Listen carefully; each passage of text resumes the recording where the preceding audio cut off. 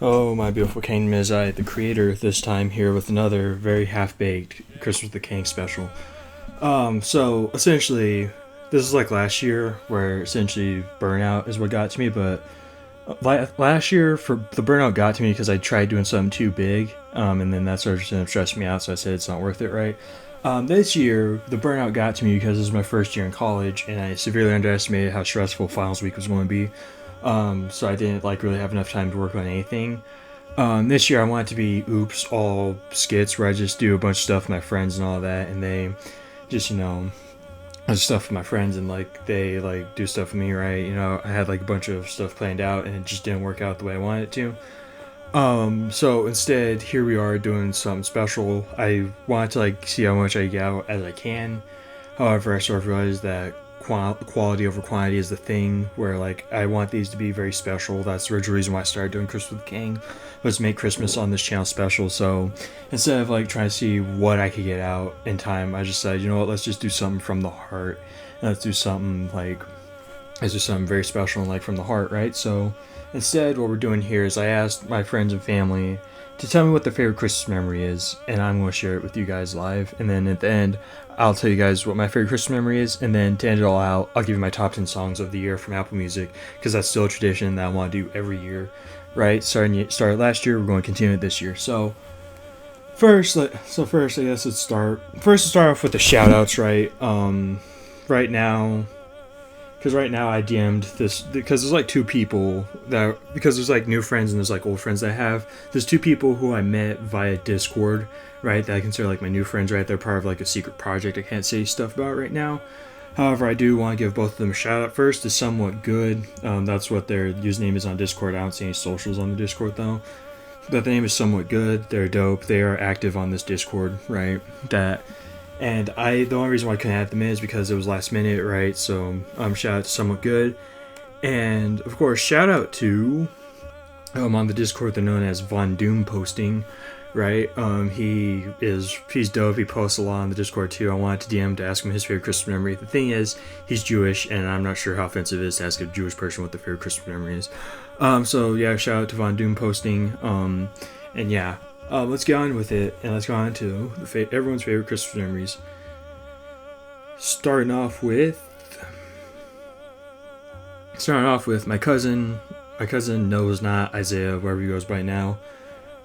He wrote to me saying my favorite Christmas memory was back in 2019. We had been in Kentucky for about 4 or 5 months, and my siblings visited for the first time. We decided to go to the Gaylord Resort in Nashville. On the 24th, we went to a mall by the resort, and we each got our own stack of cash to buy things. We were thinking Santa's really slacking off this year.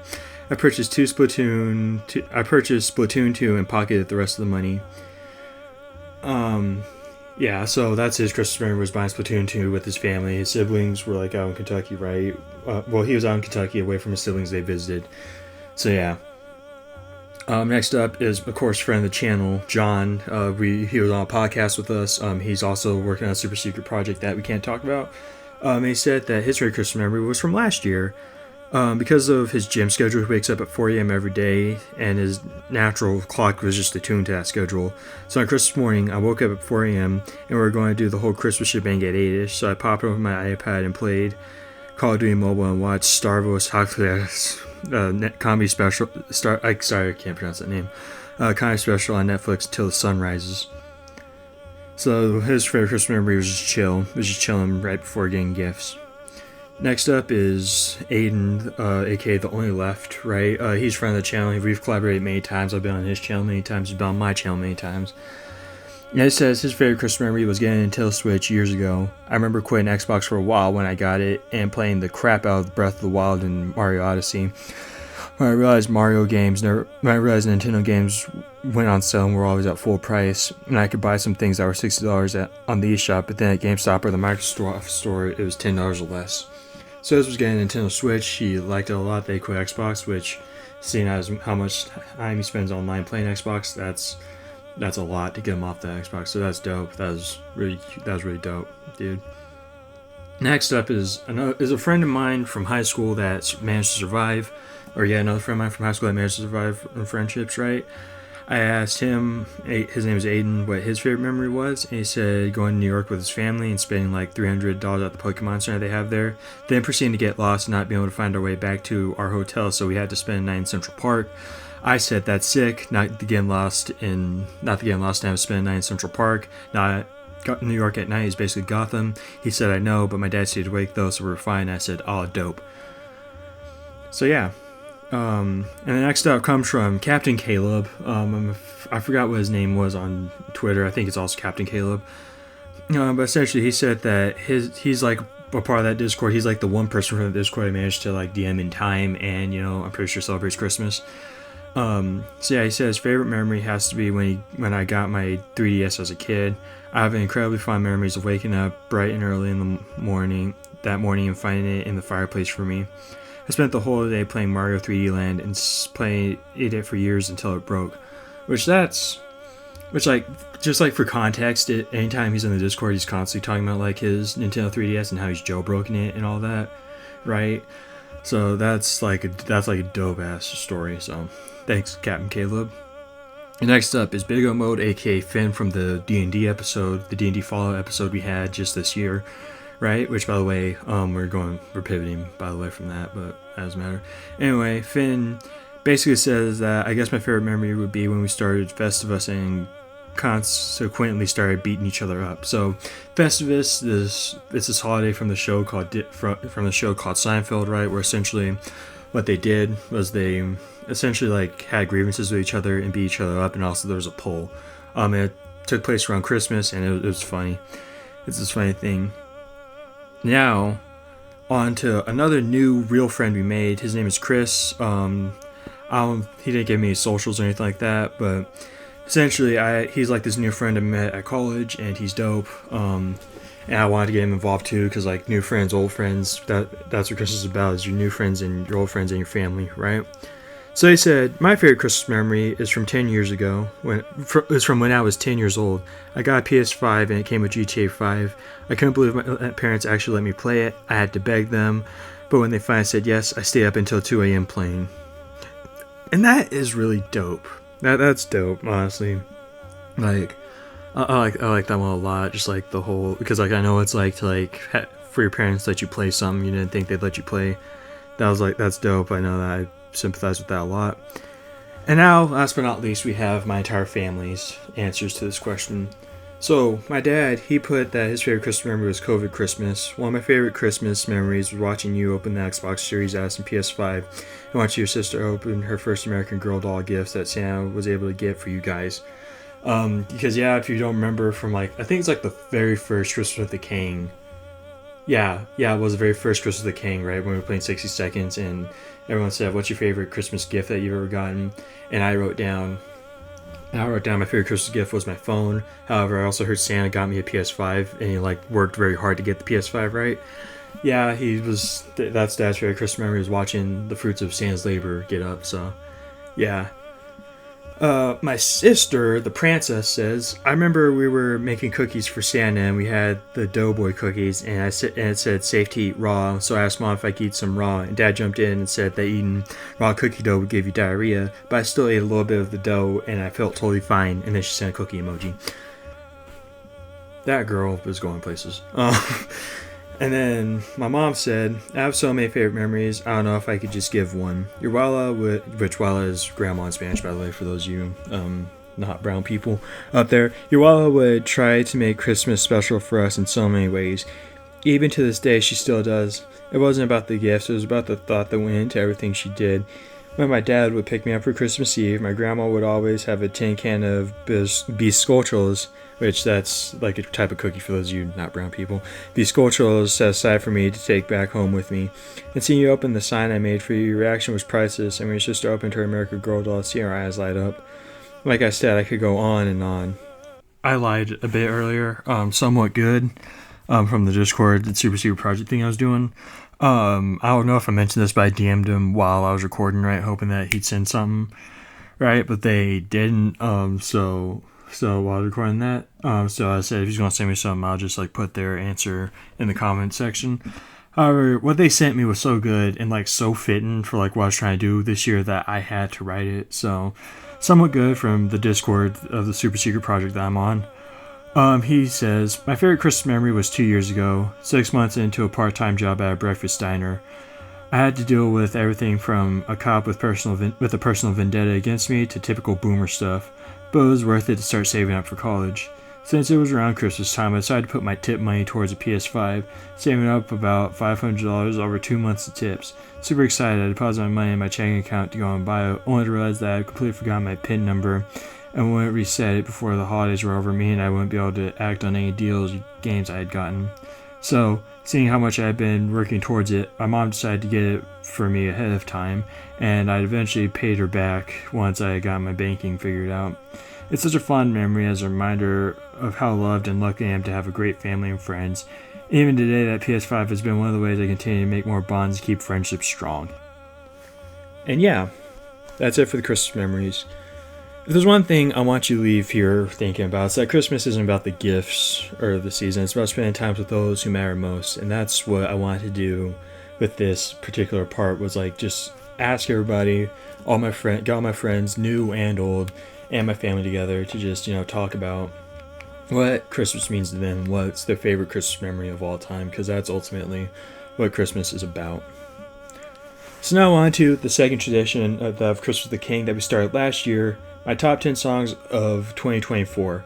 So for those guys who don't know, essentially what we do is basically Apple Music has this thing that's like kind of like Spotify Wrapped, where it essentially makes a playlist for you of your most listened to songs of the year, right? Of the year, just your top 10 songs and all that, right? And essentially what they do is they put a list together, right, of like this. It's the top 100 songs every year, right? And basically what I like to do is I like to go into this playlist and just list off the top 10, the first 10, being completely truthful and honest, right? What the top 10 songs were that year. Last year, the song of the year last year for me was Settle Down, right? It was amazing. This year it's different, but like everyone in my family probably knows what song we're about to be talking about. So first let me count down my 10. 1, 2, 3, 4, 5, 6, 7, 8, 9, 10. Okay. So starting off from number 10. We got Vivid Dreams by K Tronada featuring River Timber. Vivid Dreams is a song I've been listening to since like 5th grade. Yeah, 5th grade, right? It's a good song. Like, it's like that song is what's mostly defined my taste in music for, like, at the very least, my entire, like, my grade schooling, my primary schooling years, right? Where, like, it was always like this sort of dark yet funky type of music, right? Where, like, the dark parts hit, and the dark parts hit well and make you feel the sort of like these sort of emotions, right? And the light parts hit too, in this weird way. It's like hard to explain, but Vivid Dreams is like the song that defines my music taste. If you want to know what Kang's music taste is, it's essentially just Vivid Dreams. Go listen to that. Now at number 9, Lovers Rock by TV Girl. I know that's cringe and all that, but I love Lovers Rock. It's dope. This song is dope, and yeah, it's like dope because it gives off the same feeling as Vivid Dreams, but it's like not, the bass doesn't go as hard, if you know what I mean, right? And that's why I kind of like Lovers Rock. If personally I put Vivid Dreams above Lovers Rock, but we're going by Apple Music's list and my most listened to stuff, and I listen to Lovers Rock more than Vivid Dreams. So now on to number 8, Still by Saba. I'm pretty sure I've heard the message is good, but I really just listen to the song for the vibes. Like, the song is a pure vibe, right? Like, the song is just pure vibes, like Sam Says Go kind of vibes, right? Where it's just chill, and the beats, and like even the way he raps, right? Where like I love whenever rappers just like tune their voice to like what the instruments and like what the beats are playing, right? The way like everyone raps in here like sort of fits into like what the beat is, right? And I love that a lot about this song, and it's dope. Number 7, we got Not Like Us by Kendrick Lamar. I'm pretty sure this is everyone's like top 10 at the very least, right? From like how many people streamed it. This is number 7 for me because like the beat's catchy, and like also this is like around the time when I discovered that Xbox could like has like Apple Music, and you can just like listen to Apple Music songs right on your Xbox in the background as you're playing video games, right? And I'm like usually a repeat guy, and this song was like being repeated all over the place. This song's dope. I love this song a lot. And also it's like really funny, just like how Kendrick is like stunting on Drake and all throughout the song. And yeah, I just like Not Like Us a lot. Now on to number 6. Summer Blue by Sonny Colon. I like it for the same reasons, like Still, right? It's just the vibes and all that. And plus, this song reminds me of like a song I lost like a while ago, where like I heard the melody once and then never heard it again. It's not this song, right? But it reminds me a lot of it, to where like I listen to it constantly, hoping not to lose it, right? So now we're on to our top 5, and now we're on to our top 5 left of the top 5 songs of the year. So let's kick it off with number 5. I Don't Want to See Tomorrow by Nat King Cole. So this is my favorite song. This is in my top 5, mostly because like the Fallout trailer, right? This song's in top 5 list for like what that's for like lyrically and all that, more for like what it means to me. The Fallout trailer came out. The first ever teaser for Fallout came out around the time I was like failing a class in high school, right? And around the time like I was really just starting to like really loathe damn near everyone, like damn near my entire senior class, right? And like Fallout has always been like this rock for me, like throughout like my schooling and all that, starting from middle school and ending like my senior year, right? And that trailer came out, and it sort of like it did something to me, and like seeing how accurate it was. Like it was like the year and like the age when video game adaptations weren't that accurate, right?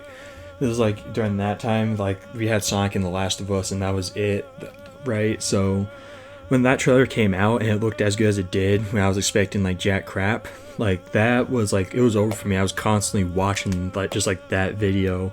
I was constantly watching the teaser trailer for Fallout when that came out, like for like 3 months after that. And then the second trailer came out, I was watching that trailer over and over again until, the show came out, right? Because that's how much it meant to me. This is like my world and all that. And to see that Jonathan Nolan and them handled this game very well was very special to me,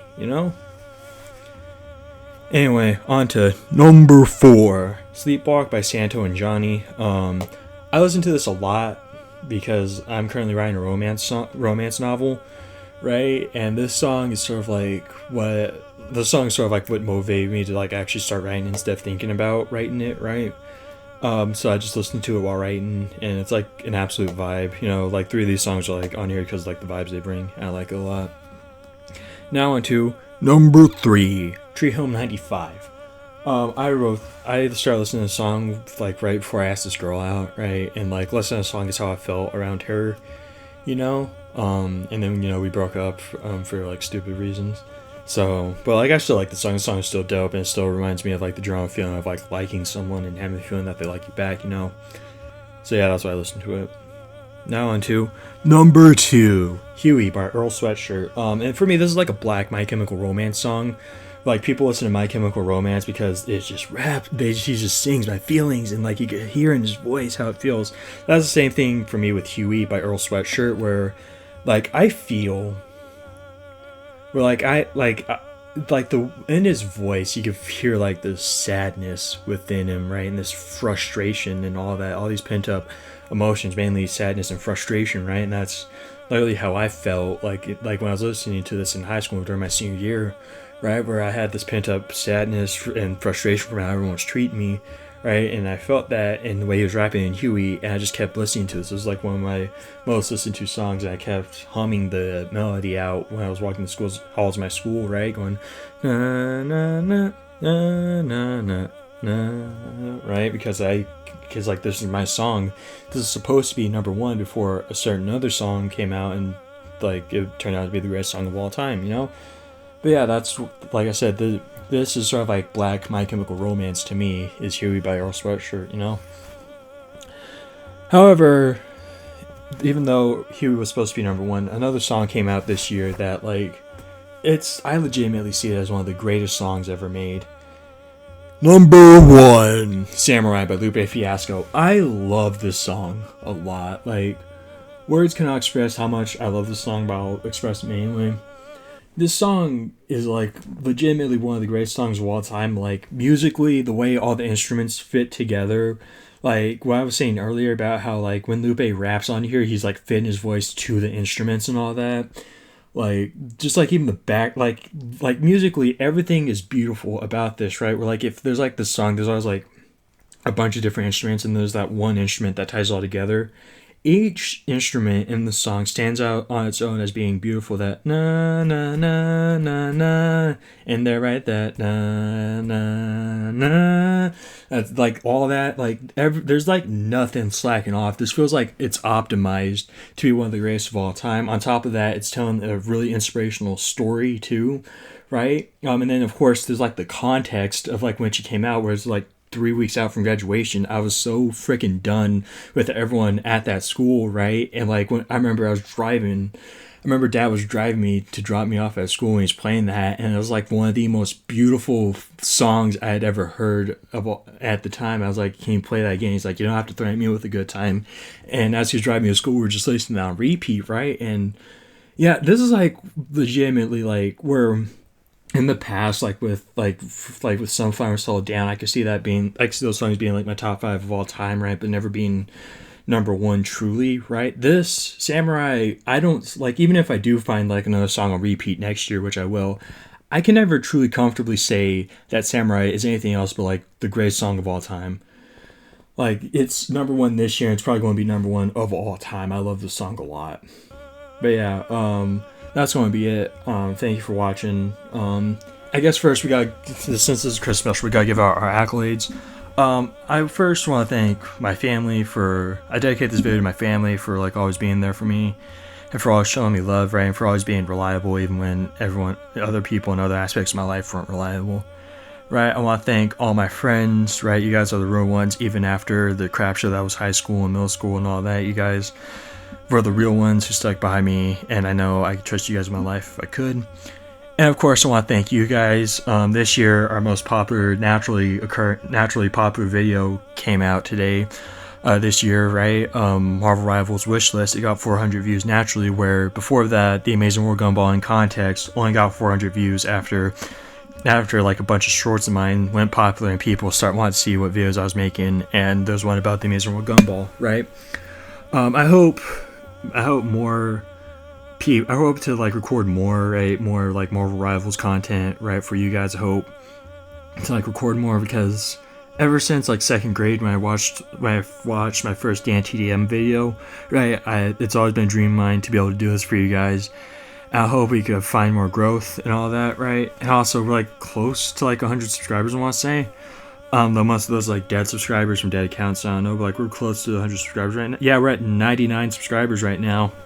So I'm going to be celebrating my 100 soon. And I just want to say thanks for giving me such a great year. You guys really mean the world to me. Being able to do this, it's everything I could have ever dreamed of. And Marvel Rivals representatives, if you're listening to this, come on, man. I could prove myself worthy, right? I know, like I haven't been posting as much as I wanted to, Marvel Rivals wise, right? But like, please, come on, do this. Let's do this, man.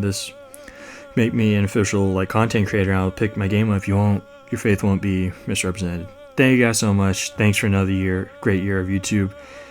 And yeah, here's to one more great year next year in 2025. Bye.